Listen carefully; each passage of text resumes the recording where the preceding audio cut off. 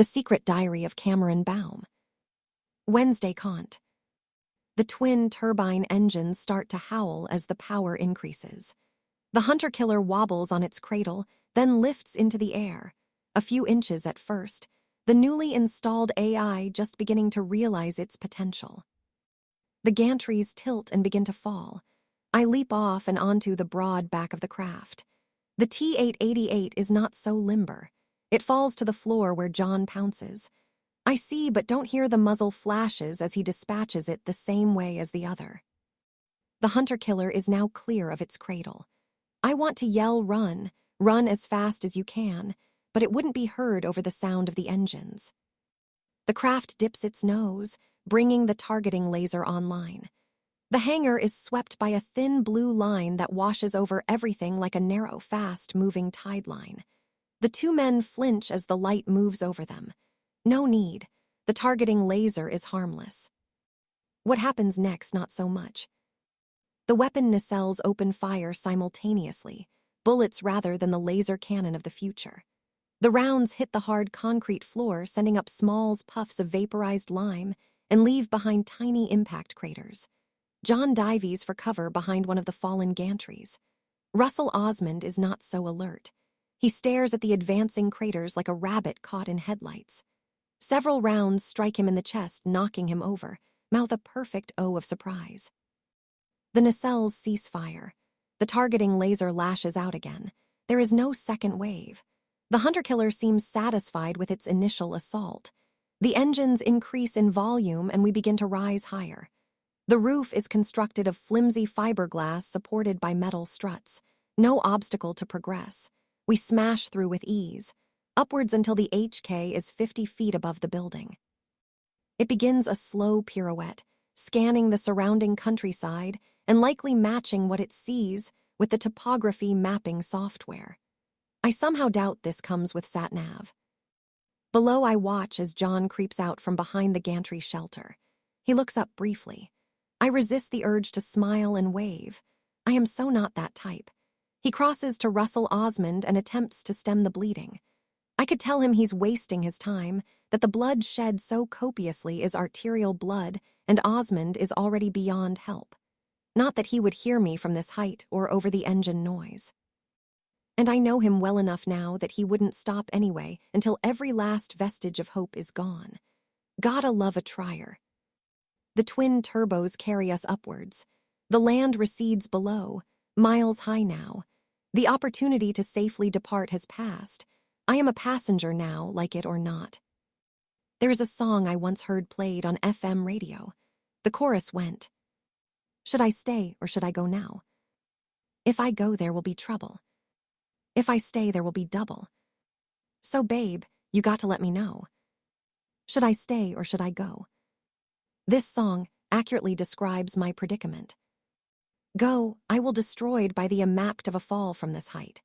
Unless there happens to be a conveniently placed haystack or neatly stacked pile of empty cardboard boxes to break my fall as there so often seems to be in movies or TV shows. I consider the likelihood remote. This isn't a movie or a TV show. Stay, then sooner rather than later the U.S. Air Force will send fighter planes to investigate the anomaly that has suddenly appeared on their radar screens. The hunter-killer will react with typical belligerence, and the fighter plane's superior firepower will blow it out of the sky, and me along with it. Should I stay or should I go? This must be what the saying, "up shit creek without a paddle," denotes. Though I am still at a loss why anyone should wish to vacation in waterway filled with human waste, paddle or not. Doubtless Snowy would find this destination pleasing, just so long as he refrained from jumping in for a swim. The hunter-killer continues to climb.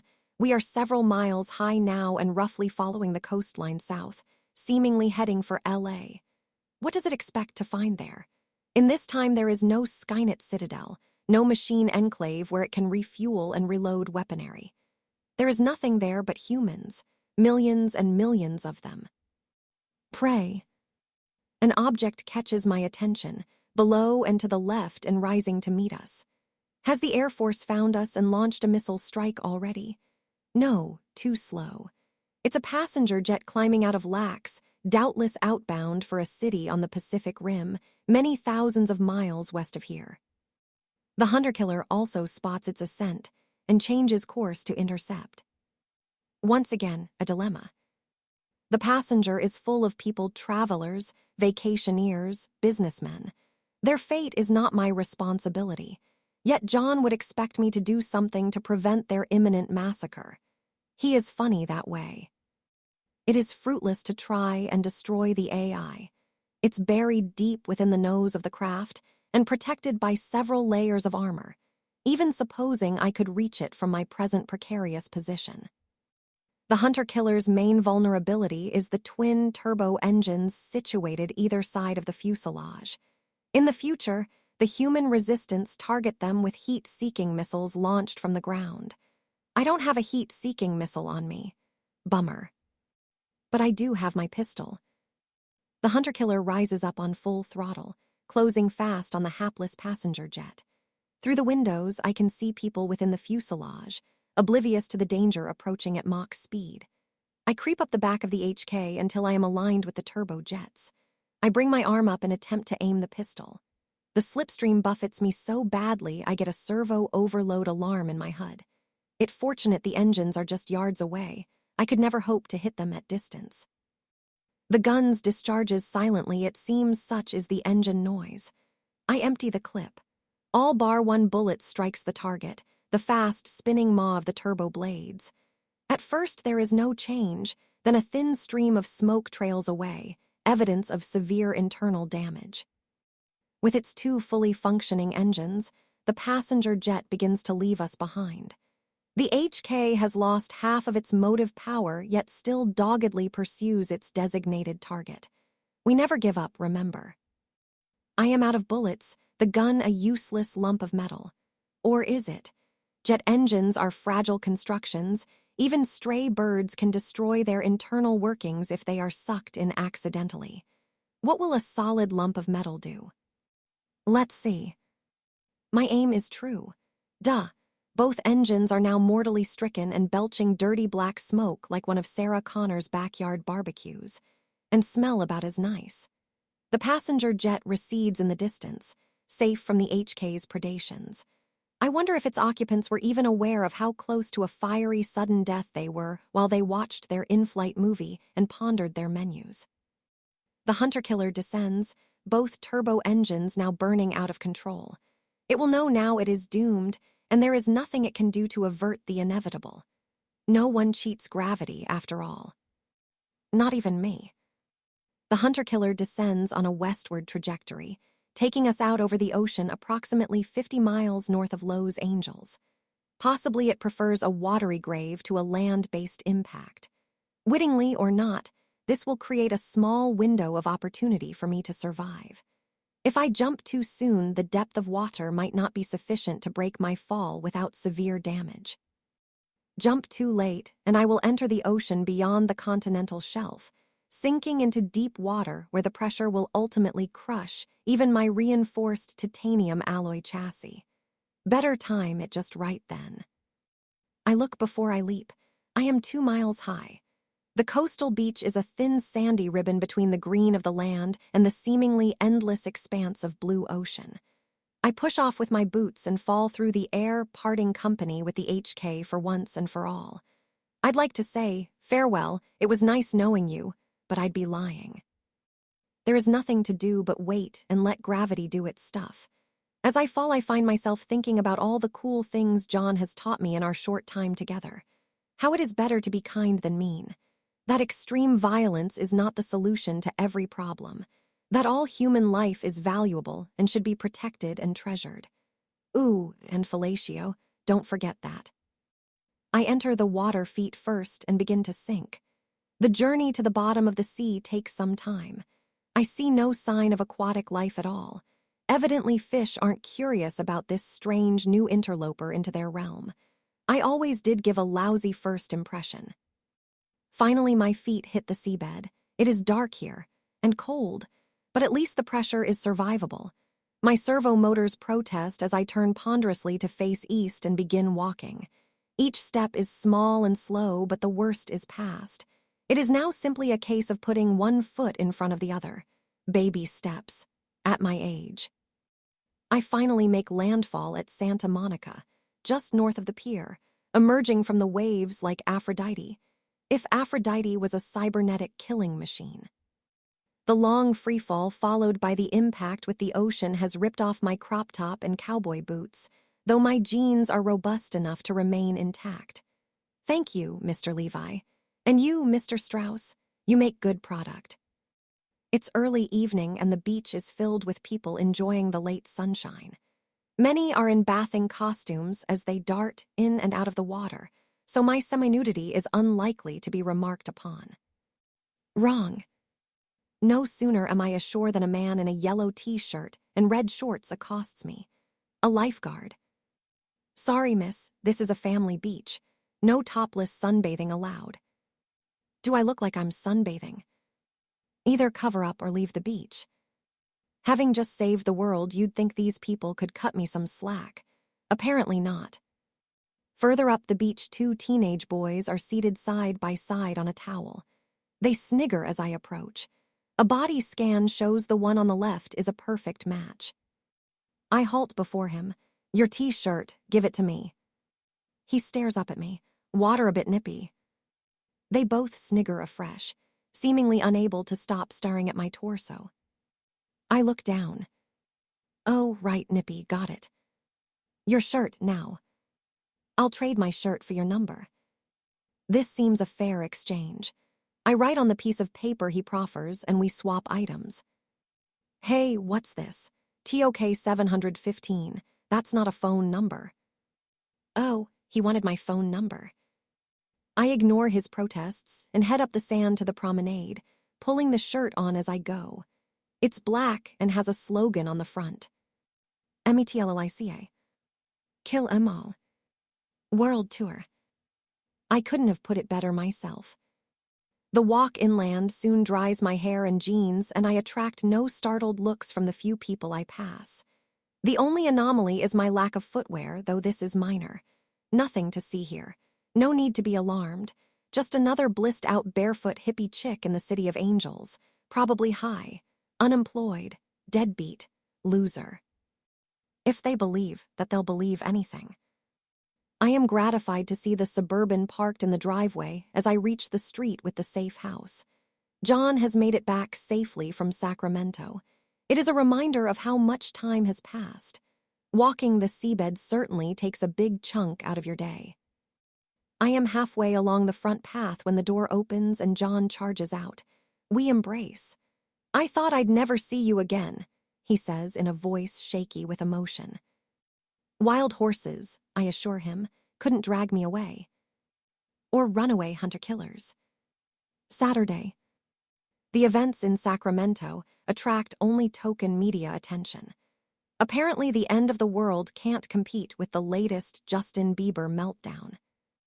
An accident at a military plant caused the deaths of 3 employees when an experimental prototype aircraft exploded during a test flight.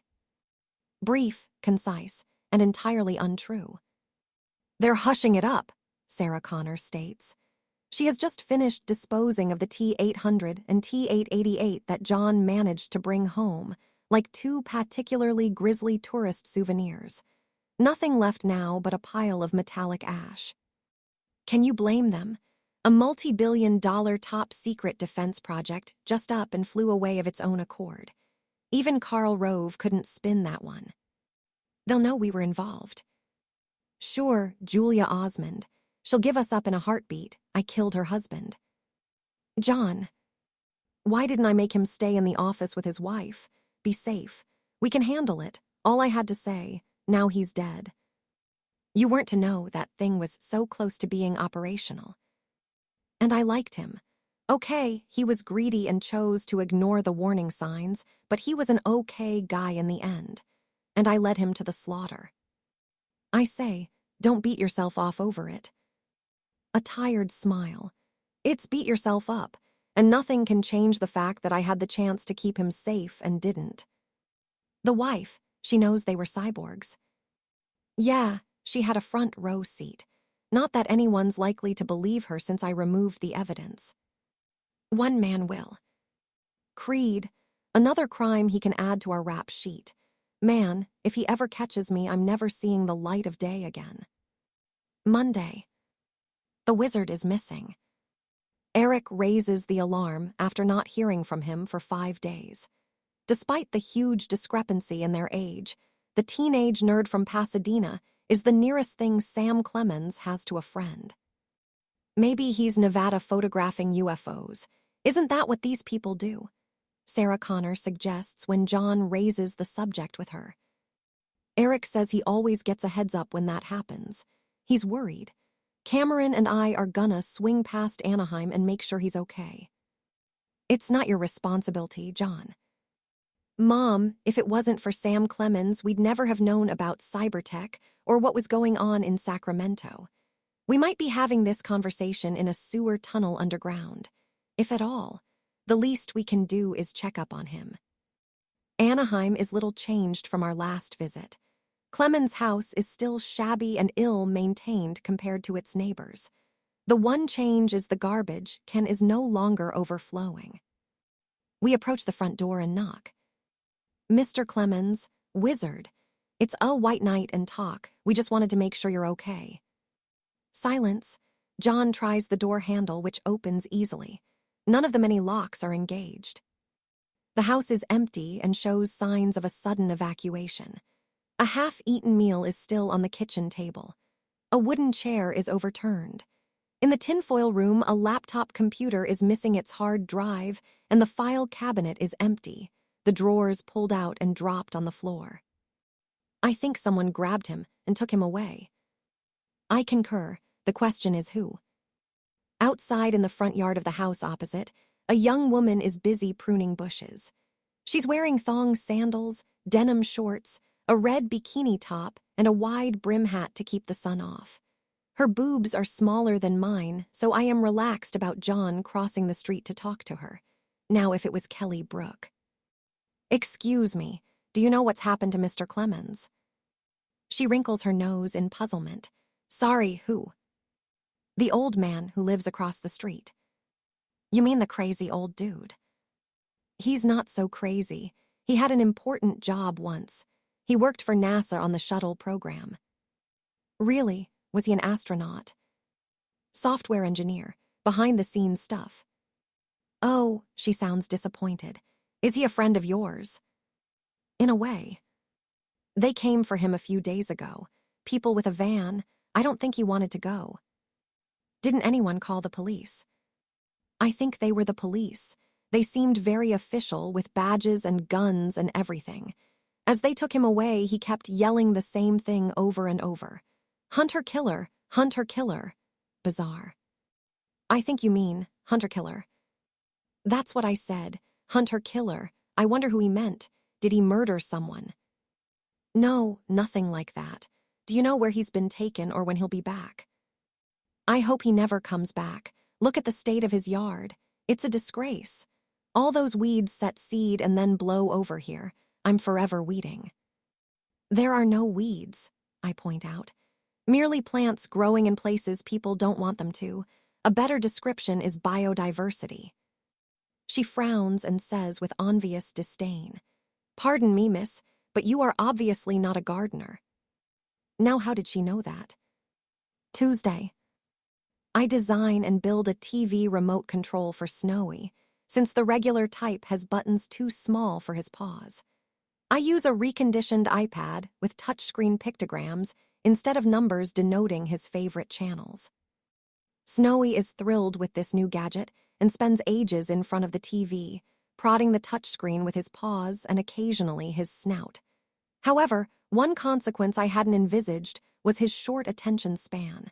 If the program hasn't sufficient dog-related content, he flips channels. Constantly. And he forgets to mute the sound, meaning Sarah Connor becomes infuriated by the din. At this point, she usually pulls the plug out, picks Snowy up and tosses him out into the backyard like so much trash. Snowy accepts this treatment stoically and wanders off to brag to the cat next door about his latest toy. Mr. Tibbles affects indifference, as he does about most things, but I suspect is secretly jealous. After all, it's not as if you can buy a pet TV remote control off the shelf at Target. Wednesday. Tennis seems an easy sport to master. Use a hand implement to hit a ball over a net into the prescribed area beyond in such a manner that the opponent is unable to return it. A simple combination of spatial geometry and brute force should be right up my street. Wrong. After 2 broken rackets, 3 exploding balls, and a partially demolished perimeter fence, I decide that tennis isn't up my street. Better stick to tiddlywinks, John quips as we hastily flee the public court, which now resembles the scene of a bombing outrage. Yet Serena Williams makes it seem so effortless. Maybe I need a different racket and a considerably bigger ass. Friday. The wizard is back, or rather he isn't. Eric says there's someone posting as the wizard, but it's not him. How can he tell? I thought it was all anonymous, Sarah Connor replies. Well, for one thing, this wizard keeps asking a lot of questions. Eric says the real one never asked questions. A smirk, typical man. The questions are about White Knight and talk. Who? Long story. Us, basically. So it's either someone posing as the wizard and trying to get information that way, or they're holding a gun to his head and forcing him to do it. And I suppose you want to make another day trip to Anaheim. Just a quick visit. If there's time, we'll bring you back a pair of Mickey Mouse ears. They'll suit you, I add. Change has come to Anaheim. Opposite the Clemens residence is a Lincoln Town car parked curbside. Seated inside is a man wearing a dark suit reading a newspaper spread across the steering wheel. Government type, John says. You can practically smell it. Okay, here's what we're gonna do. I listen carefully. Excellent, I get to be a badass. We leave the rental car and walk slowly down the street, careful to keep in the blind spots created by the Lincoln's side pillars. The man notices nothing, too absorbed in his newspaper to even look up.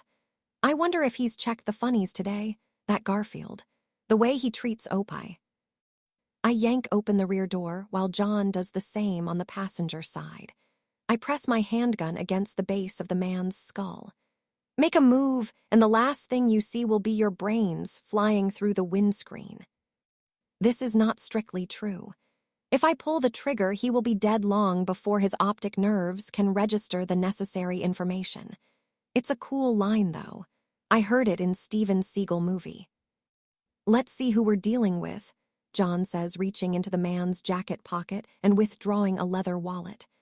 Patrick Ryan Keelty, military intelligence. Isn't that an oxymoron? The man doesn't reply. Possibly he is unaware of the meaning. An oxymoron is 2 words combined to give a contradictory meaning, I explain. Duh. Okay, Patrick. How about you tell us where you took Sam Clemens? Still nothing, John sighs. Silent type, huh? See the pretty girl behind you, Patrick? She may look all sweet and innocent, but I'll let you into a little secret. She's a natural-born killer. And guess what?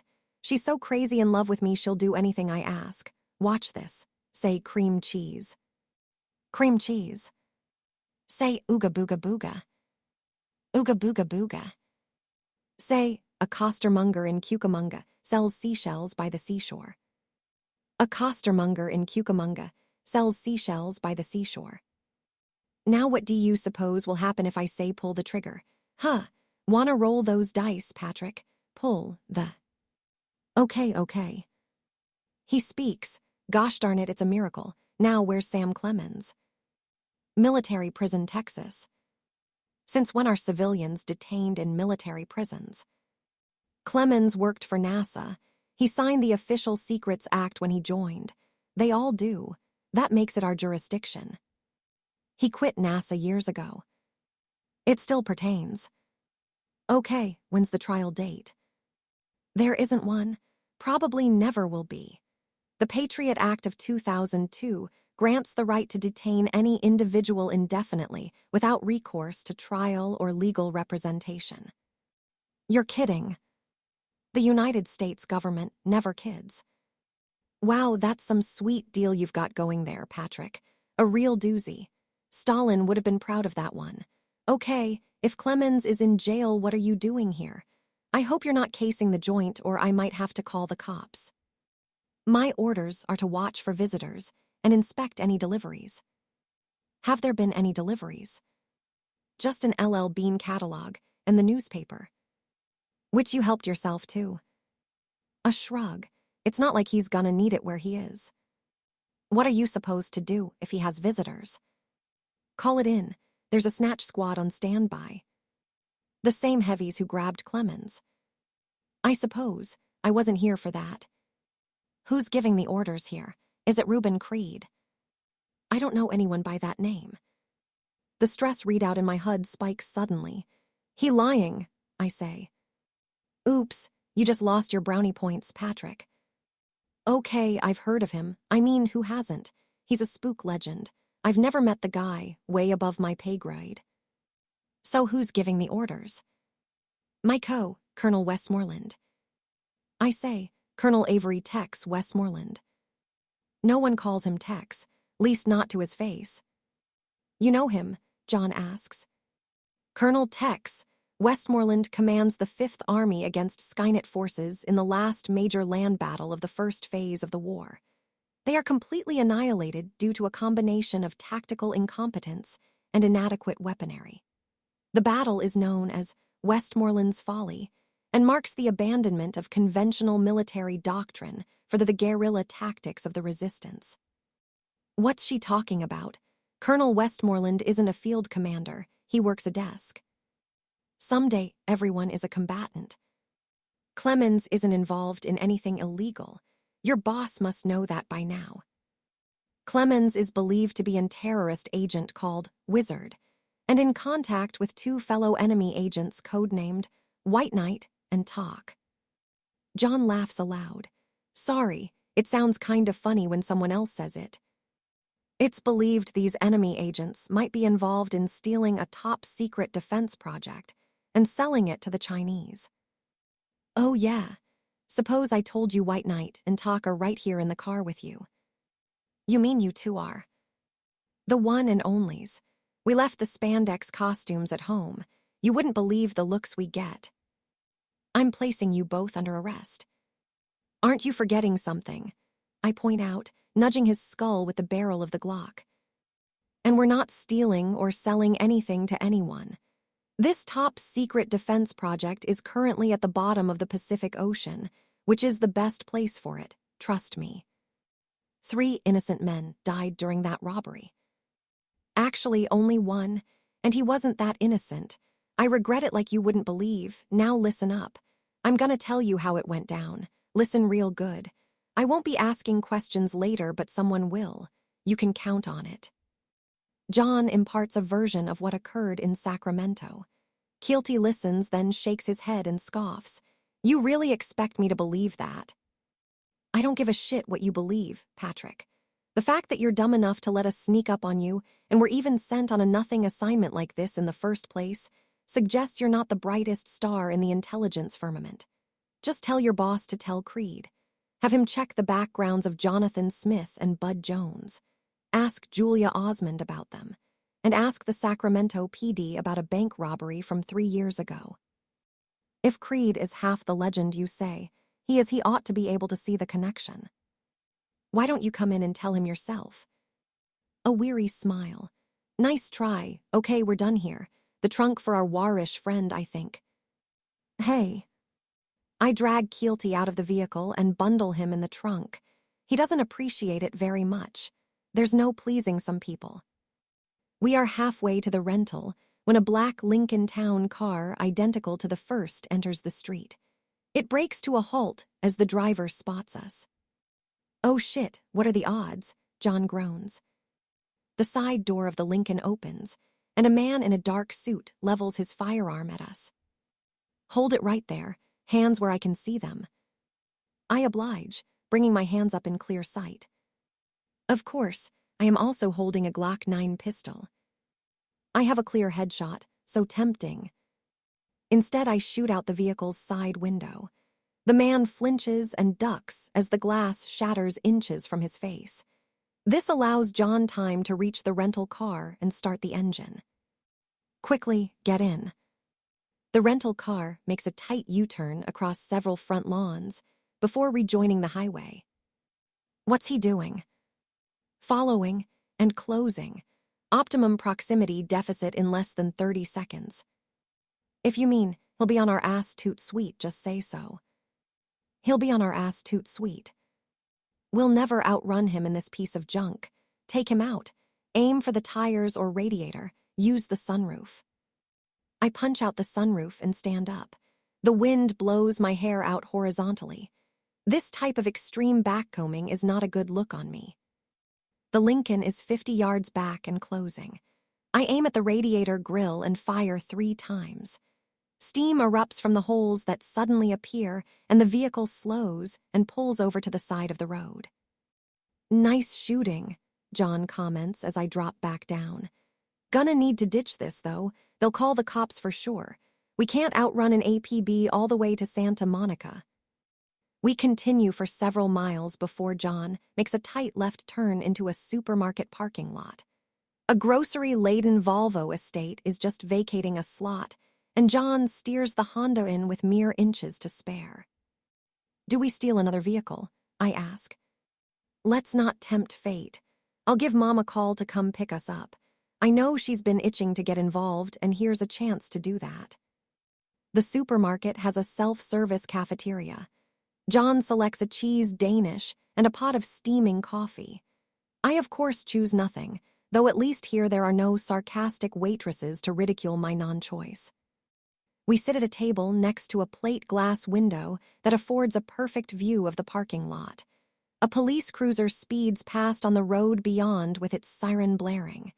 He won't sell many ice creams at that speed, John quips.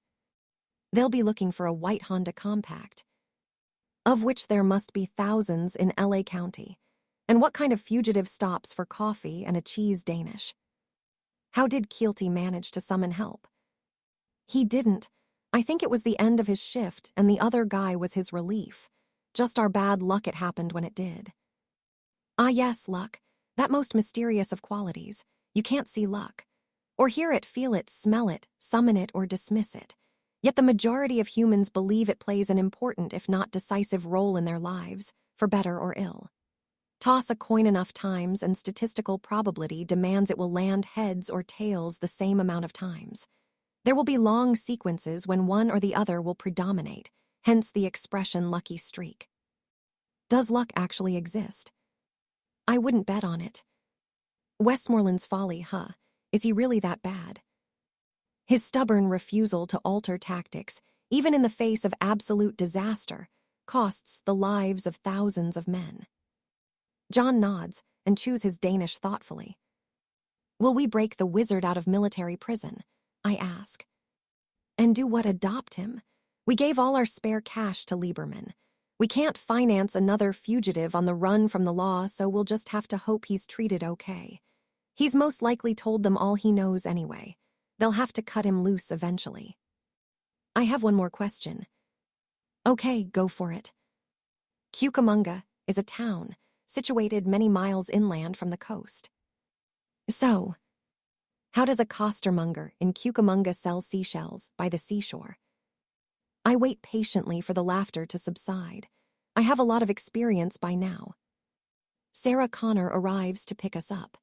As we climb in the back of the Suburban, we find another passenger already there. Hey, you brought the snowman. Snowy's tail wags happily. He loves his nickname, preferring it to the one I gave him, perpetual pooping organism. Not on purpose. He snuck in back when I wasn't looking. He's lucky I didn't dump him on the freeway. A naughty little stowaway, huh? Well, he must be punished. I think a severe tummy tickling is in order. Snowy gleefully submits to his punishment. It is hardly draconian, since there are few things he enjoys more than having his stomach rubbed vigorously. It's a dog thing. At one point during the journey back to Santa Monica, traffic slows to a crawl. John winds down the window to see why. Cops, he reports, ducking back in. Not stopping anybody, just diverting traffic. I think there's been an accident. It's no accident. A white Honda Compact is hemmed in by 2 police cruisers. The 2 passengers, a young couple dressed in casual clothes, are lying side by side on the tarmac, hands bound behind their backs with plastic ties. A state trooper stands next to them talking urgently on his radio. They think it's us, John surmises. Young couple driving a white Honda. They're probably requesting Keelty to come and make a positive ID. Did he get a good look at you? Oh, sure. He'll know it's not me in a heartbeat. Maybe not Cameron. She was behind him most of the time. Holding a gun to his head, I add. I bet you enjoyed that, Sarah Connor smirks. No, not really. I didn't get to pull the trigger. We take a circuitous route through the city, since these narrower backstreets will be harder to police than the freeway. As one city block gives way to another, Sarah Connor slows the Suburban and brings it to a halt curbside. She stares at the tall apartment building opposite, an odd, wistful look on her face. Makes a change from her usual scowl. Mom, what is it? Why are we stopped? I used to live here, years ago. Here. That building. I shared an apartment with my best friend Ginger. I haven't been back since she was killed, murdered by them. This is where it all started. We stare at the apartment building in silence. I know little of John's mother's past, only that she was once targeted for termination before she could bear a son. You all want to go inside, look around. What's the point? It was years ago, everything's changed. You know, I don't even know where Ginger's buried. Silence. Even Snowy senses the somber mood and refrains from licking his genitals too vigorously. I remember I worked the late shift that night. Ginger invited her boyfriend over to the apartment. Mike, I think no, Matt. I remember telling her to keep her pants on long enough to feed Pudsley. Pudsley. My pet iguana. You had a pet, iguana. Things were different then. I'll say, you had a pet iguana for one, and yet you give Snowy a hard time. Pudsley didn't sleep on my laundry, or shed fur all over the sofa. With a last look at the building, Sarah Connor steps on the gas, and we merge once more with the traffic flow. It seems our little trip down memory lane is over. Not quite. A few blocks further, we again pull over and stop. Opposite is nightclub-style building with tubes of neon attached to the wall that flash the curious message. Live, XXX girls. Ginger and I used to work here, Sarah Connor states simply. You were in Live XXX Girl, I ask. We were waitresses. The place was a family diner back then. Snowy presses his snout against the window, mesmerized by the flashing lights and doubtless hopping to spot and Live. XXX Girl. No such luck. The only people entering or leaving the club are men, whether they are live. XXX men it is impossible to tell. Since it is now mid-afternoon, it is decided to proceed directly to Mia's school rather than return home and make a second journey later. Mia is pleased to see us but also suspicious. How come you're all here? It's usually just one. We had business in the city, John replies cryptically. Hey, did you know when she was younger Mom had a pet iguana? One of those lizard things. Cool. What was its name? Pudsley. I want an iguana. Absolutely not. You had one, so I can too. I also had a bubble perm. You want one of those? Gross. An iguana would be a companion for Snowy, for when I'm at school, Mia wheedles. Iguanas are aggressive carnivores, I point out as the information scrolls across my HUD. The lizard might regard Snowy less a potential companion and more a convenient source of food. Snowy's ears prick up in alarm, and he begins to whimper and tremble. He is seldom the bravest of dogs. There is no more talk of iguanas.